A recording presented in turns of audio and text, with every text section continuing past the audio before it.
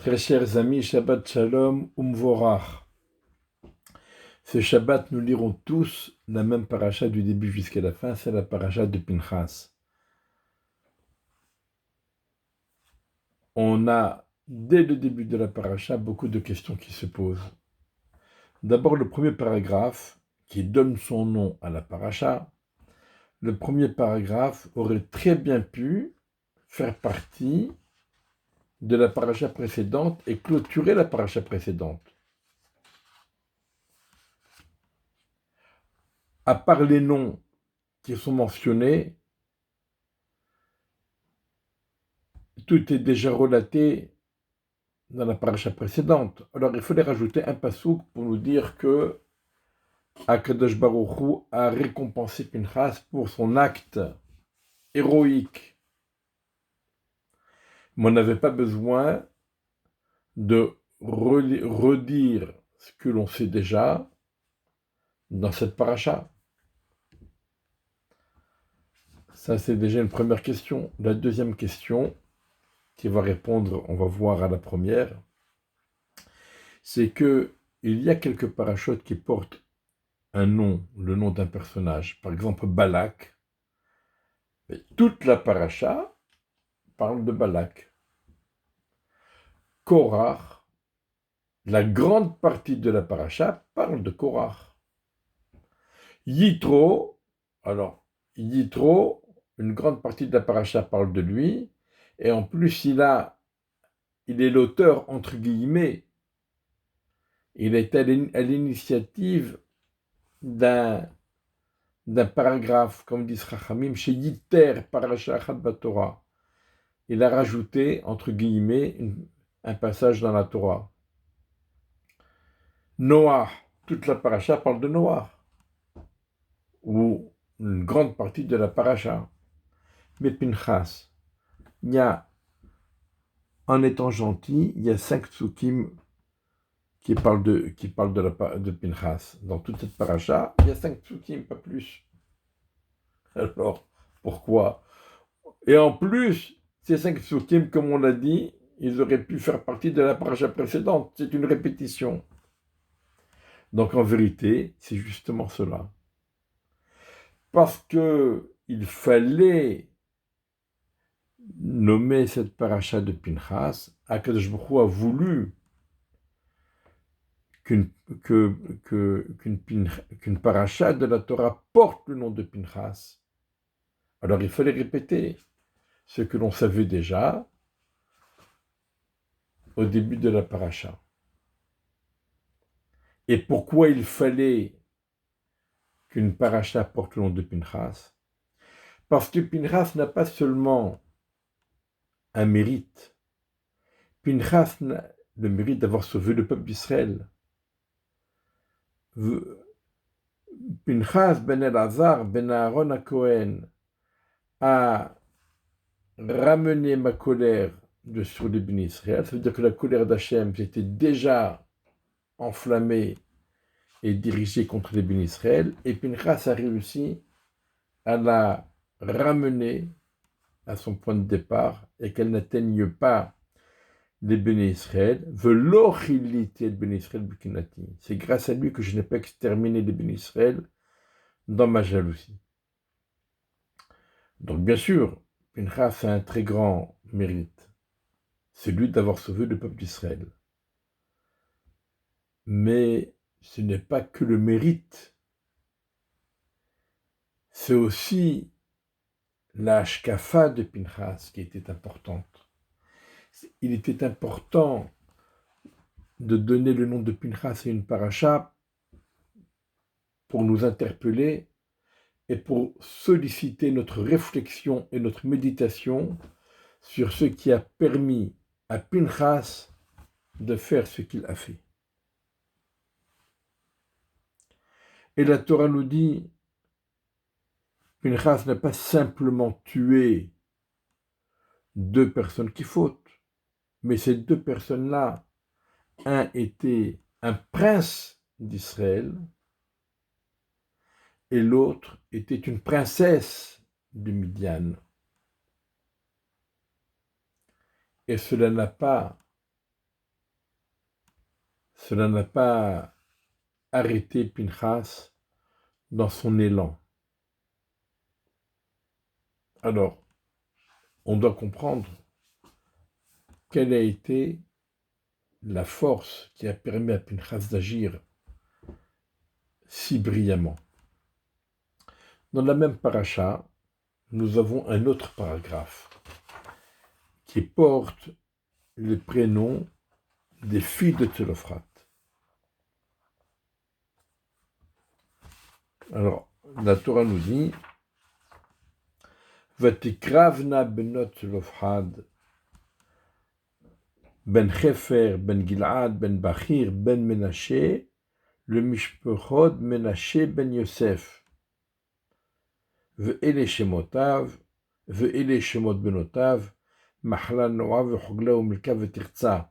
Les filles de Tselophrad, fils de Chefer, fils de Gilad, fils de Machir, fils de Ménaché, des familles de Ménaché ben Yosef. Elles s'approchèrent devant Moshe, devant Elazar à Cohen et devant les princes et toute l'assemblée. À la porte du Ohel Moed. Donc la Torah nous précise, nous précise le théâtre. C'est pas qu'elles ont toqué à la porte de Moshe. C'est pas qu'elles sont allées au Beddin, au siège Moshe pour lui poser la question. Elles ont réuni tout le peuple d'Israël pour poser leurs questions. Tu ne peux pas faire les choses un peu plus simplement, un peu plus discrètement. Il faut que tout le monde soit là quand elles posent leurs questions. Et qu'est-ce qu'il raconte? Notre père est mort dans le désert. Il ne faisait pas partie de l'assemblée qui s'est rebellée contre Dieu avec Korah, mais il est mort par une faute personnelle. Ubanim lo ayulo, il n'avait pas de garçon, il n'avait pas de fils. D'ailleurs, en lisant ce pasuk Bechet O Met, il est mort par sa faute. Ça me rappelle la Gemara dans Brachot que j'ai eu le mérite d'étudier ce matin, où la Gemara nous dit En mita belochet ve'en yisurin belo avon. Ça n'existe pas une mort qui n'a pas été causée par une faute, ni des souffrances qui n'ont pas été causées par une faute. Donc la Gemara apporte un pasuk. Ici on a bechet o met. Alors elles veulent dire c'est une faute privée, mais cela veut dire également sa mort est liée à sa faute. Bon, c'était une parenthèse. Pourquoi le nom de notre père serait diminué dans sa famille sous prétexte qu'il n'a pas de fils? Donne-nous une part parmi les frères de notre père. Vayakrev Moshe et Mishpatan lifnei Hashem, et Moshe a présenté leur requête judiciaire, juridique, devant Dieu, et Dieu dit à Moshe, Ken benot Tselophrad vrot, les filles de Tselophrad parlent intelligemment, elles ont raison, etc. Donc on avait au préalable un premier aperçu des lois de l'héritage, comment Eretz Israël serait partagé entre les béné Israël, et il faut étudier donc la Gemara dans Masechet Baba Batra, dans Yesh Nohalin, qui nous explique la complexité de ce partage. Et ensuite, les lois de l'héritage sont complétées suite à la requête déposée par les filles de Tselophrad. Et on peut se poser la question, d'abord, pourquoi était-ce si important de nous dire qu'elles sont venues poser leurs questions devant tout le monde, en présence de tout le monde, d'une part. D'autre part, pourquoi était-ce si important de nous préciser qu'elles sont les descendantes de Ménaché, fils de Yosef, et qu'elles font partie de la tribu de Yosef? La Torah insiste sur ce point. Et troisièmement, tout simplement, pourquoi on a besoin de toute cette histoire? N'était-ce pas plus simple de nous dire, voici les lois de l'héritage, quand quelqu'un meurt, il lègue ses biens à ses fils, et s'il n'a pas de fils, ce sont les filles, et s'il n'a pas de filles, ce sont les frères, etc. Pourquoi?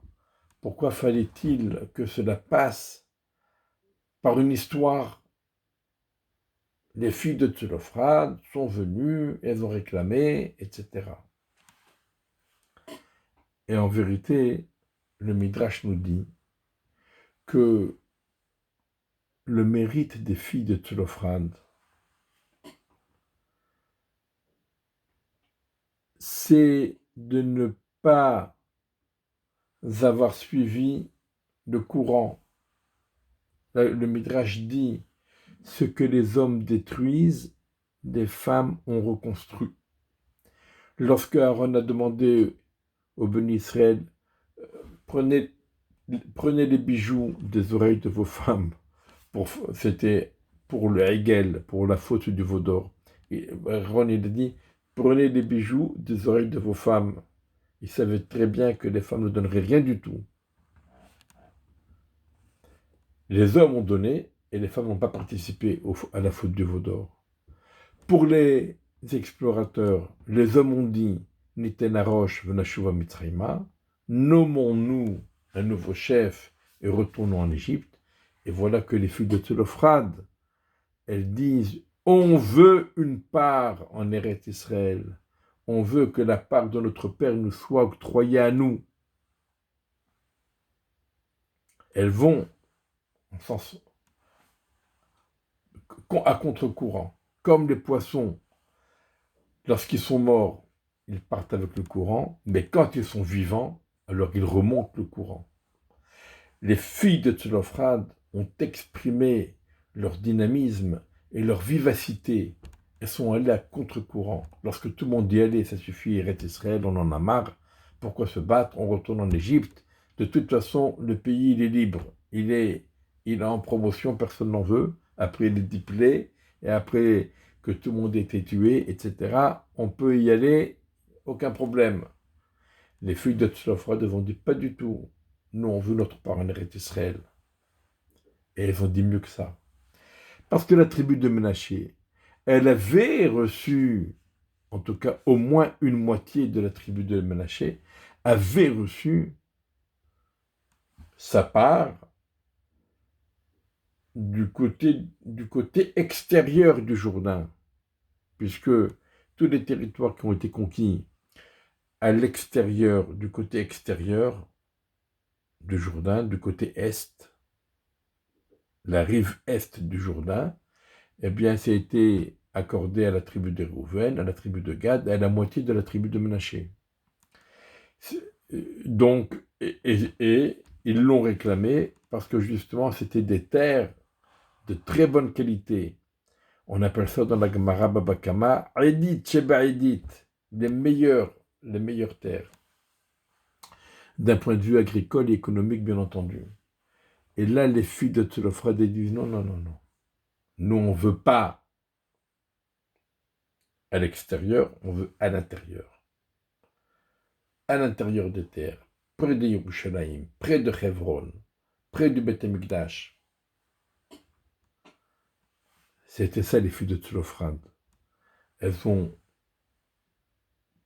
par leurs questions, et c'est pour ça qu'il était important que cette question soit exposée à grand public, devant tout le monde, parce qu'elles ont redonné de l'espoir, elles ont redonné de la vie, elles ont redonné le désir d'Eretz Israël. Elles ont montré que ce qui est important en Eretz Israël, c'est pas la qualité de la terre, parce que pour la qualité de la terre, on peut trouver mieux. Déjà, de l'autre côté du Jourdain, c'est déjà mieux. À l'est du Jourdain, c'est déjà mieux. Et à plus forte raison qu'il y a d'autres pays alentours qui sont encore mieux d'un point de vue économique et agricole. Mais ce qui importe en Eretz Israël, c'est la Kedusha d'Eretz Israël. Eretz Asher Ene Hashem Elokecha Ba, Mereshit Shana Daharit Shana, une terre qui est surveillée par Dieu du début de l'année jusqu'à la fin de l'année. La terre où il y a le Beth Amikdash, la terre où il y a Hebron, où sont enterrés les patriarches, la terre où il y a eu Akedat Yitzhak, c'est ça qu'on veut, c'est ça qu'on recherche. Et Benot Tzelophrad, elles ont réussi à raviver cet élan vers Eretz Israël, en se montrant fermes à contre-courant, fermes dans leur position, dans leurs valeurs, les valeurs qu'elles ont reçues de leurs ancêtres, depuis Ménaché, depuis Yosef et les Avot. Et c'est ça Pinchas, c'est la même chose. Pinchas, il a réagi parce qu'il a su aller à contre-courant et à rester ferme dans les valeurs que l'ont inculquées El-Hazar et Aharon. Pinchas a réagi pas par des instincts meurtriers hérités de ses ancêtres maternels depuis Yitro et avant, mais Pinchas est resté fidèle aux valeurs que lui ont inculquées le côté paternel, El-Hazar et Aaron à Cohen, et plus haut dans la lignée. Et c'est grâce à ces valeurs qu'il s'est opposé aux fauteurs et qu'il les a tués et qu'il a sauvé les bénis Israël en ravivant en eux les valeurs de sainteté, de Kedusha, qui sont les valeurs des bénis Israël.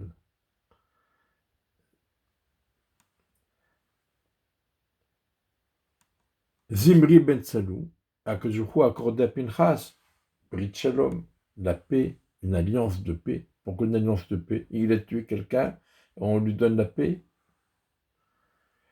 Pinchas savait très bien que les bénis Israël allaient l'insulter et allaient le critiquer et allaient remettre en question la valeur de son geste. Mais malgré tout, il l'a fait par fidélité à ses valeurs et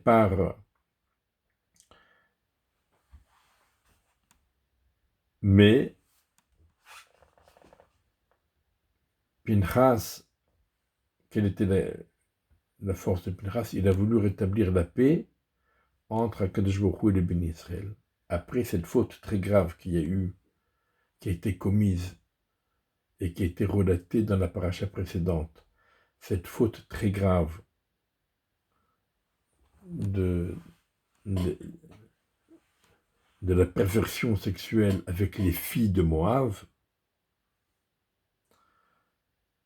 Akadosh Baruch Hu s'est énervé contre les bénis Israël, il voulait les exterminer. Et Pinchas a réussi à rétablir la paix et l'amour entre Akadosh Baruch Hu et les bénis Israël. Des commentateurs expliquent que même Zimri ben Salou cherchait à rétablir la paix entre Akadosh Baruch Hu et les bénis Israël. Zimri ben Salou n'est pas un voyou, n'est pas un pervers. C'est un prince parmi les bénis Israël.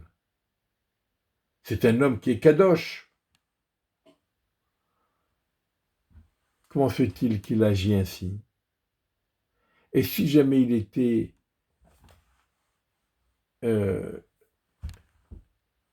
si jamais c'était son Yetzer Hara, son mauvais penchant, qui s'était embrasé en lui, alors qu'est-ce qui va prendre la fille devant tout le monde et commencer à poser des questions? Qu'il aille dans sa chambre et qu'il fasse ce qu'il veut.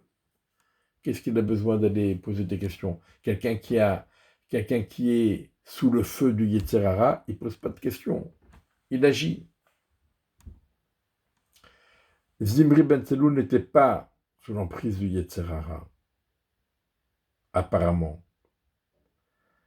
Mais il voulait rétablir la paix entre Akadosh Baruch Hu et les Ben Israël et calmer, apaiser le courroux divin. Il a pris la Midianite, il était allé chez Moshe Rabbeinu, devant tout le monde. Il lui a dit, celle-là elle est permise ou elle est interdite? Si tu me dis qu'elle est interdite, qui t'a permis à toi de te marier avec Tzipora, la fille de Yitro, le prêtre de Midian? En disant cela, Zimri ben Salou, il espérait obtenir comme résultat que les filles de Midian et de Moab sont permises. Elles sont permises. C'est pas péché. Il n'y a pas de faute. S'il n'y a pas de faute, il n'y a pas de courroux. Il y a deux façons de rétablir la paix entre Akadosh Baruch Hu et le Béné Israël. Il y a deux façons d'apaiser le courroux divin. Soit on pousse les Béné Israël à faire teshuva, soit on dit mais c'est pas un péché, c'est permis. On peut faire deux méthodes opposées. Une méthode qui se rattache aux valeurs de la Torah et aux valeurs inculquées par nos patriarches, et une méthode qui se rapproche de la capitulation devant le Yetzer Hara, la perte des valeurs, c'est permis. Et puis voilà. Et ça, c'est très grave, parce que ce n'est pas simplement un acte, une mauvaise action, mais c'est une ashkafa qui est entièrement contraire à la Torah, contraire aux valeurs de la Torah. Et on va capituler et on va accepter. Et quand on aura obtenu que c'est pas une faute, c'est pas un péché, alors ça y est, on est tranquille. Ça c'est pire que la faute elle-même. Parce que c'est mettre les bénis Israël dans une pente, dans le chemin de la déchéance, dans le chemin de l'éloignement de Dieu. D'où la réaction de Moshe Rabbeinu. De même pour les filles de Tzelophrad, elles ont cherché à raviver, que les bénis Israël réapprennent à apprécier Eretz Israël pour sa Kedusha. Et c'est pour cela qu'elles sont posées leurs questions en grand public. Alors, quel est le secret? Comment on fait pour rester fidèle à la Torah et à ses valeurs et à ne pas se laisser emporter par le courant du Yetzer Hara, des plaisirs matériels? Eh bien, c'est la paracha suivante. Juste après ces lois de l'héritage, on a les sacrifices, et on commence par le Korban Tamid, le sacrifice quotidien. Quotidien, pas une fois par jour, 2 fois par jour. C'est un sacrifice bi-quotidien. Et la Torah vient nous dire que le sacrifice quotidien, il est là pour la régularité, chaque jour. C'est là pour nous impacter, nous impressionner, nous enraciner dans la Torah et dans la Kedusha. C'est vrai qu'il y a des sacrifices qui viennent à titre exceptionnel. Et les sacrifices, toute chose qui est exceptionnelle, elle a de l'attrait. C'est intéressant, c'est attrayant, etc. Les choses qui sont dans la routine, on finit par les faire de façon machinale, sans trop y réfléchir. La Torah nous dit non. Les choses qui sont régulière, 2 fois par jour, tous les jours sans aucune exception. Et il faut savoir qu'aujourd'hui, 17 Tammuz, c'est aujourd'hui que le Korban Tamid a été interrompu. Et on espère que très bientôt, il va être remis en place avec la venue de Meshiach Tzidkenu, la reconstruction du Beth Amikdash, le rassemblement de tous les bénis Israël et la reprise de la Avodat Hashem dans le Beth Amikdash. Mais c'est cette Avodat Hashem qui est journalière, quotidienne, biquotidienne, très quotidienne. C'est ça qui nous permet de nous ancrer et de nous enraciner dans la Torah et de rester fidèles à ses valeurs pour toujours. Étudier toujours la Torah, tous les jours. Prier tous les jours, accomplir le talit tous les jours, les tefillin tous les jours, sauf Shabbat et Yom Tov. Ces mitzvot-là qui sont répétitives, eh bien, elles ont le pouvoir de nous enraciner et de nous ancrer dans la Torah de façon stable et fixe, Bezrat Hashem. Et donc, on se souhaite tous de bonnes nouvelles dans tous les domaines, à tous les niveaux.